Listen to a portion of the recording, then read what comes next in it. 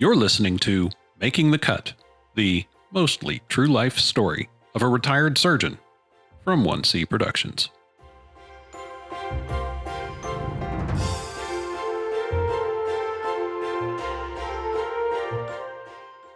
Hi, I'm Rebecca Seitz, founder and president of 1C Productions, where thoughtful entertainment comes alive. Our content, like the show you're about to hear, sometimes includes mature themes and subject matter. This may be offensive to some listeners. It is only intended for mature audiences and has been categorized accordingly. While 1C does not present this material in salacious form, we do include it as the relevant and important story element that it is. I invite you to learn more about this show and other 1C content at just1c.com. That's JUSTONEC.com. And now it is my honor and joy to bring you Making the Cut.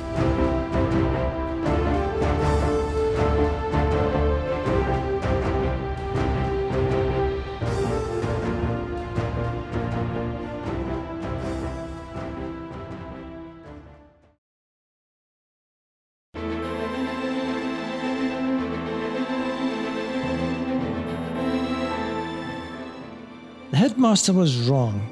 He had suggested going to a provincial university. My father had gone to University College in London. I wasn't going to settle for anything less. But first, I had some hurdles to overcome.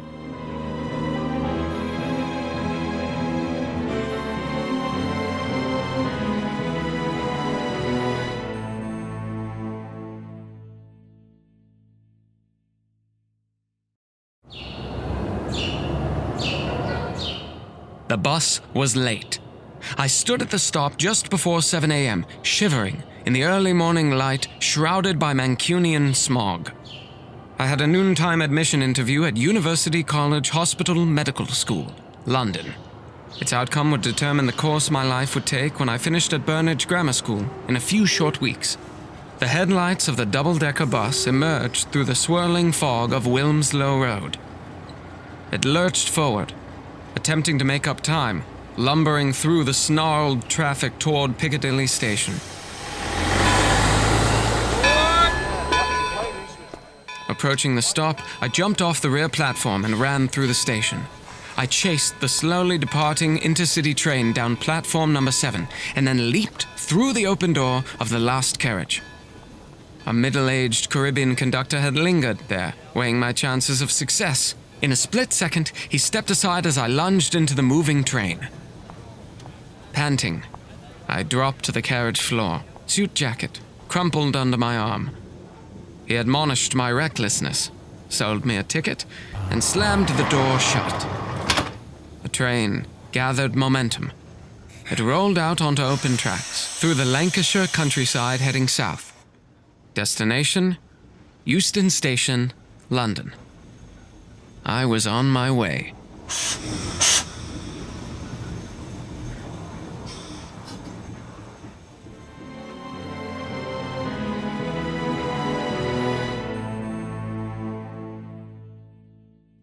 The yellow smog disappeared, and a pale November sun pierced the rising mist.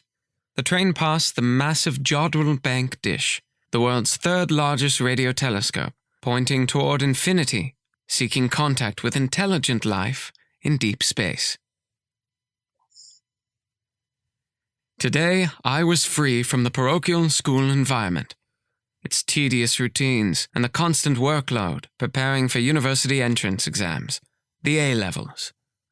This trip felt more like a field outing than an impending interview on which my future hung. The early winter chill had receded. London lay in the midst of a late autumn day with blue sky and few clouds. Relaxed and at ease, I walked in the morning air from Euston Station to my interview. Searching for the medical school building, I first saw University College Hospital, standing opposite University College on Gower Street. At first sight, it resembled a grand Victorian public toilet with Gothic-style turrets. Its red-glazed brick exterior shimmered in the sun. Drain and water pipes adorned the outside of the building, plumbing added as an afterthought. The numerous ledges housed London's pigeons. The hospital was founded in the Victorian era. I hesitated. Did I want to get my clinical training in this Dickensian building? The medical school sat nearby, its name declared in bold stone relief above the oak-trimmed entrance. A beadle, in a mauve coat, with tails, top hat, black tie, and white shirt, found my name on his clipboard. How was your trip down from Manchester, sir? Fine. Mild weather we have today. I felt special. No one in England had ever called me sir. Changing tone, he asked me to verify my home address. The results of today's interview will be mailed to you by week's end. Follow me, please, sir.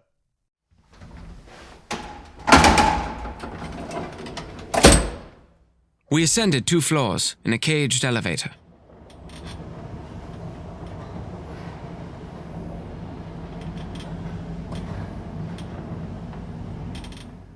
He opened the door and led me out. To your left, if you please, sir. Swiftly passing me in the narrow corridor, he led the way to a closed oak door with a sign that read, Dean's Office, Mr. B. Harries. The beadle paused, cocked his head, listened, and knocked.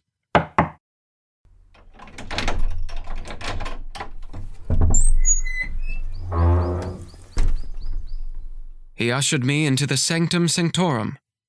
2 men rose. Hello, I'm Dr. James.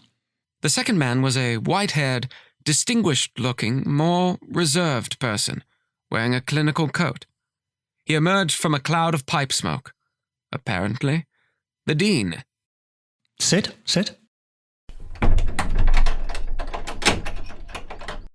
My father was a student here. He won a scholarship to study in England before the war. He did his PhD in pedagogy with Sir Cyril Burt. Ah, I see. And what did he do with the education he received here?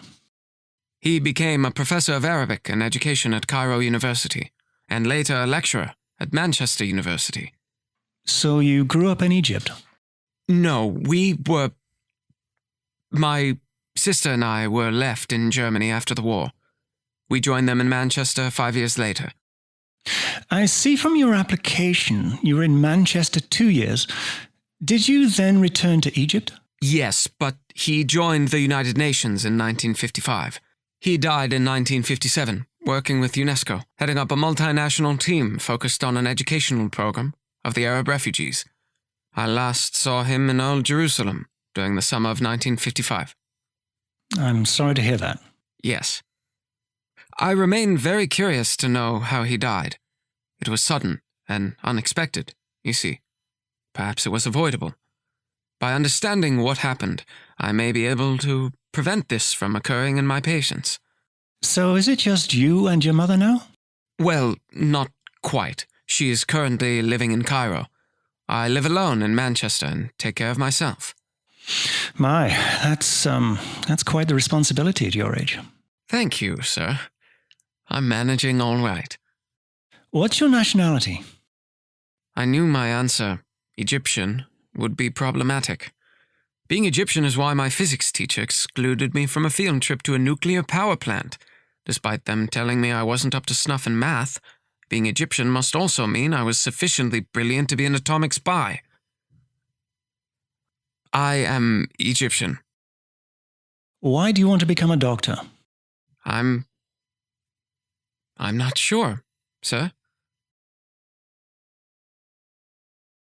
I'll ask again. Why do you want to become a doctor? I'm not sure. Oh, surely you must have some idea why you want to become a doctor. Ted, my tutor, had spent days preparing me for this interview. A young consultant gastroenterologist at the Manchester Royal Infirmary, Ted lived with his nurse bride, Tessa, in the 2-story house we occupied. They lived on the ground floor, flat 9B, with sole access to the garden. He had prepared me for everything, from the grey flannel suit, white shirt, and blue tie, to my polished shoes, fresh haircut, and the right answers to the various highly probable questions. But this one particular question, was never covered. Suddenly, however, events of the last night's Q&A session came to mind. Ted and I sat opposite one another in a late afternoon simulation exercise. Almost an hour later, Tessa walked into the room, gazed at him appealingly, signaling that he should wrap up the session. His drink was ready. Eager to ask one more question, and without stopping or changing his gaze from me, he casually slipped his arm around her waist, pulling her close while continuing to interrogate me. His arm around her sent a distinct message to Tessa, and I got it too.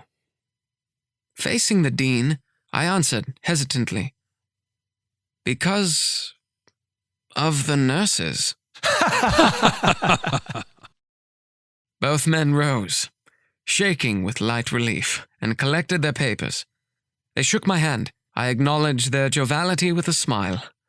Thank you for coming by.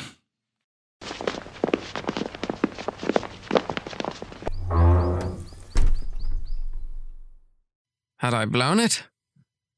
The Beadle stood outside waiting like a guard dog.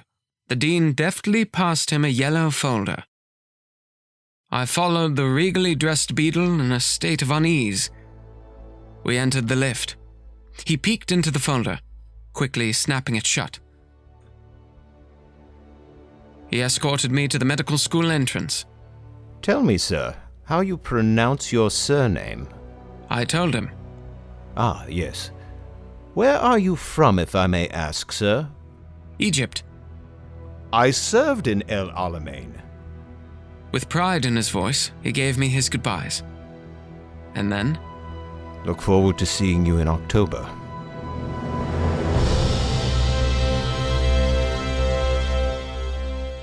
as the train dawdled toward Manchester, elation found me. England was, and had always been, the beacon on the hill, the Jerusalem, the shining city for my educational orientation and professional aspirations. I now stood on the first rung of my graduate education ladder.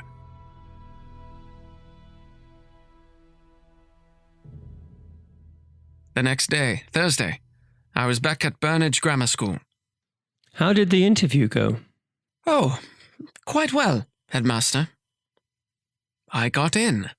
You got in? You got accepted at a prime London medical school? Yes, at University College Hospital. How do you know? Did the dean tell you? No, sir, I just know. Did they give you a letter to that effect? No, sir, I just know. What do you mean, you just know? Who told you what? The Beadle told me. The Beadle? The Beadle? His face grew red. You mean the actual doorman? How naive you are. How incredibly naive. So it's come to this. The doorman makes decisions.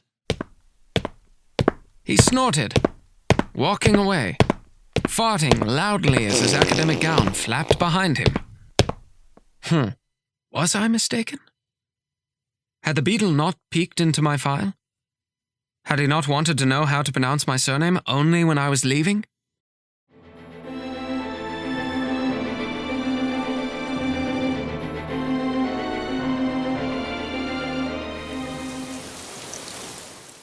It was lightly drizzling Saturday morning when I awoke at 7 a.m. I lay in bed, listening to the postman working his way down the circuit, sounding like a Bach fugue. His hobnailed army boots rang out with each stride.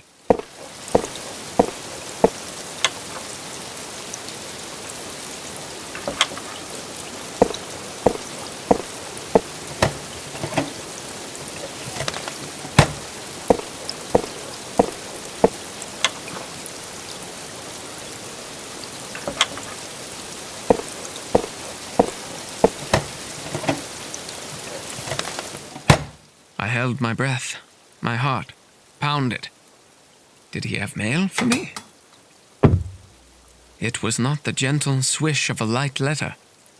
I lay in bed, afraid, always fearful of failure. I reasoned that if it were an acceptance letter, the stuffed envelope would have an assortment of forms and papers. I got up and peeked at the mail from the vantage point of the top landing. In the morning light, streaming through the front door's stained glass window, sat a large, manila envelope.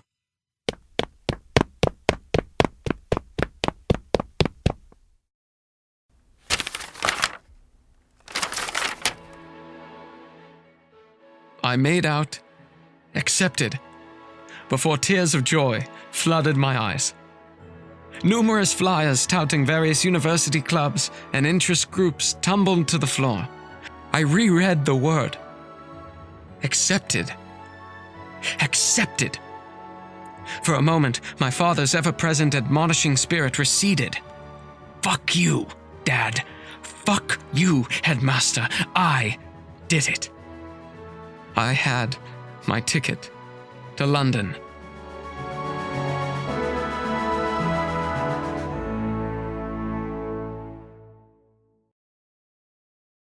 Knowing my next step was secure must have changed me somehow, for as my time at Burnage Grammar entered its final months, the dynamics of my social life slowly changed. I made friends with other boys in my class, attended their private parties, and even met a girl, a physical therapy student named Kate.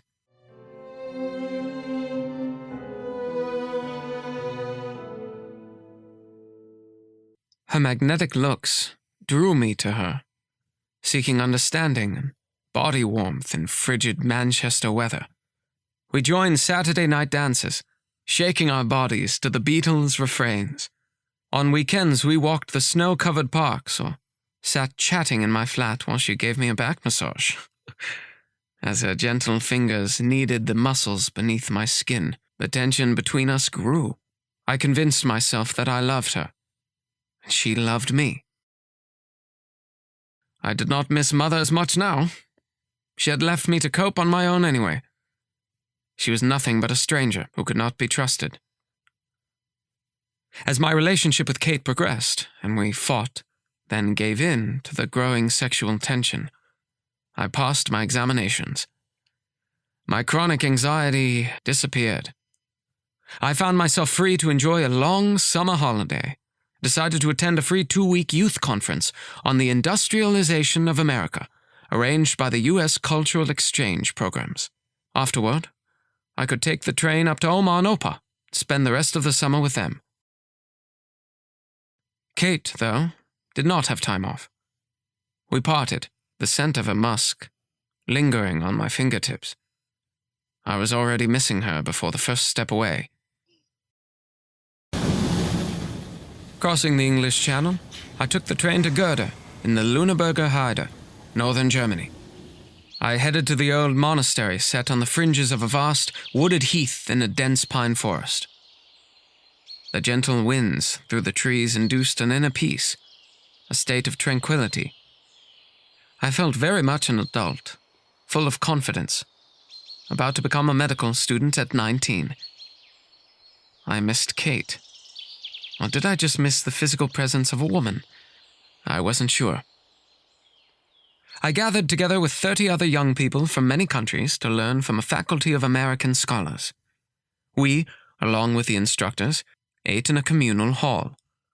I felt alive and accepted among them. We slept on cots in individual cells.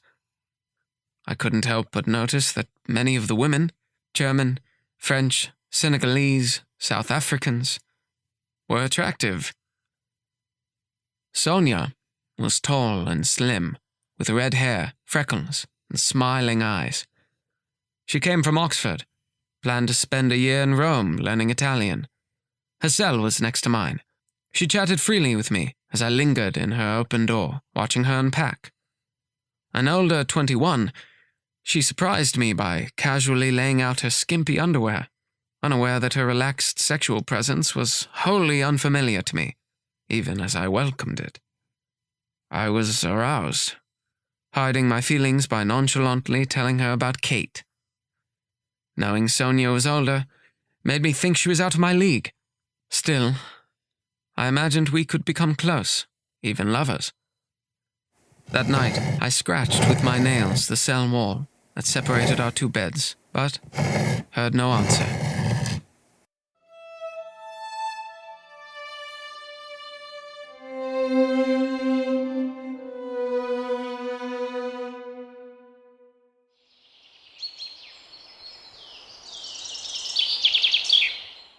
The early morning sun shone through the surrounding pines as I walked to the amphitheater. Each lecture covered an aspect of the United States Constitution, an astonishing liberal document. Following a coffee break, there were other lectures on the Founding Fathers, the Philadelphia Congress, and Thomas Paine. The faculty enthusiastically championed the hope, the dynamism, and the future that America held for its citizens. Seduced by the lecturers, I wanted America in my future. I took copious notes, sitting next to Sonia, who became my constant companion. I was uncertain how to advance our friendship, although she was receptive to my attention. In the afternoons, there were social events and field trips, including one to the border with Soviet-occupied Germany, a few miles up the road toward the Elbe. The watchtowers surrounded by barbed wire emphasized the hard reality of the Cold War and its proximity to the free life I took for granted. It unnerved me to think that the monastery was only a few miles from a potential battle line. By the end of the first week at the conference, I received a letter from Kate. Dear Marwan, I've really enjoyed spending time with you, but you are leaving Manchester soon and I've met this wonderful man who promises to marry me very soon. So I must end our friendship. Enjoy the summer in Germany. Kate. I sat in my cell, reading and rereading her letter. Each time, the familiar emotions of abandonment grew. My heart beat faster, my stomach tightened, and my sense of helplessness reappeared. I was 4 years old again. Would her passion for her new man dwindle? Would she then want to come back to me? I wanted her now as much as I wanted Mother then.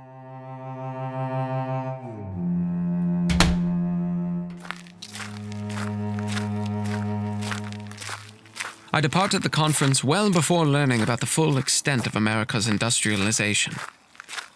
With quixotic fervor, I walked with my backpack along the narrow asphalt road that wound through the dim, silent woods, heading back to Austin, Belgium, to catch the ferry, determined to cross the channel, go to Manchester, and get Kate back.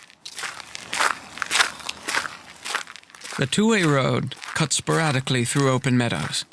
Occasionally in the distant woods, I spied several helmeted crosses marking the graves of a German soldier. For the first hour, the road was trafficless and eerily quiet. I stewed in the anguish of rejection. Having little money, I preoccupied myself with how I would get to Manchester.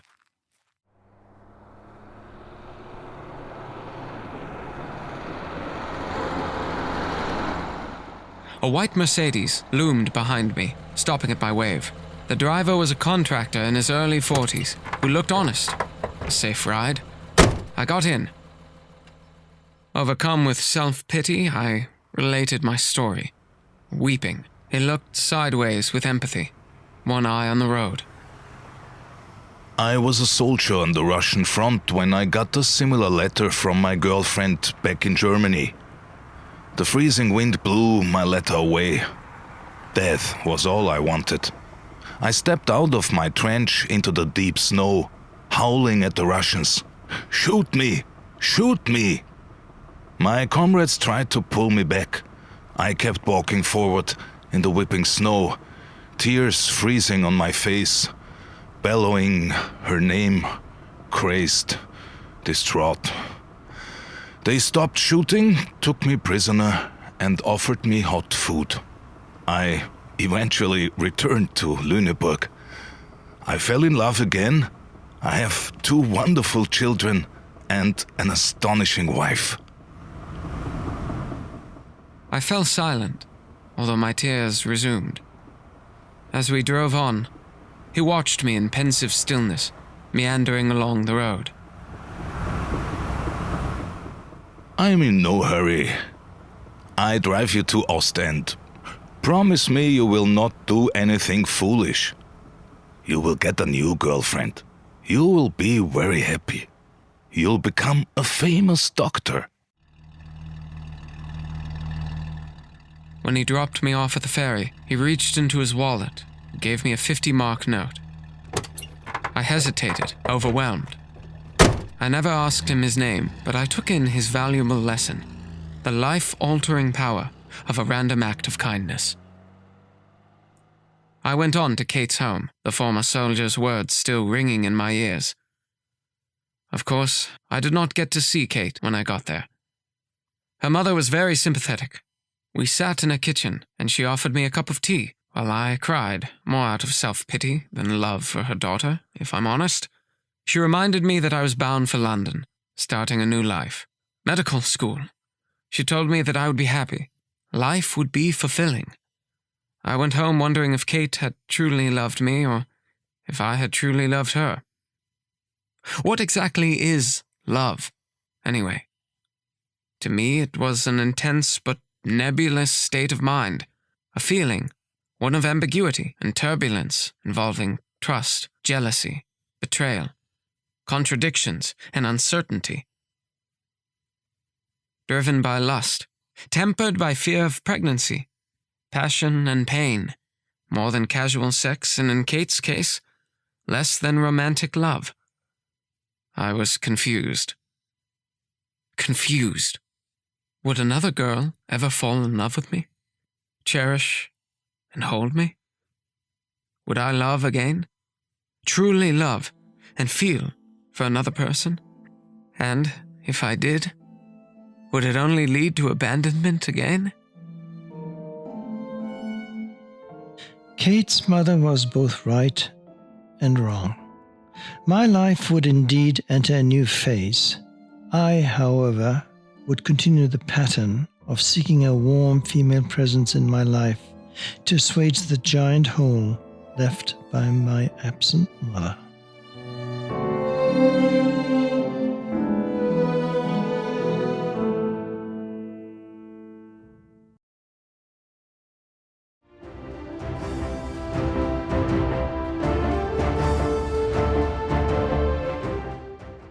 You've been listening to Making the Cut from 1C Productions.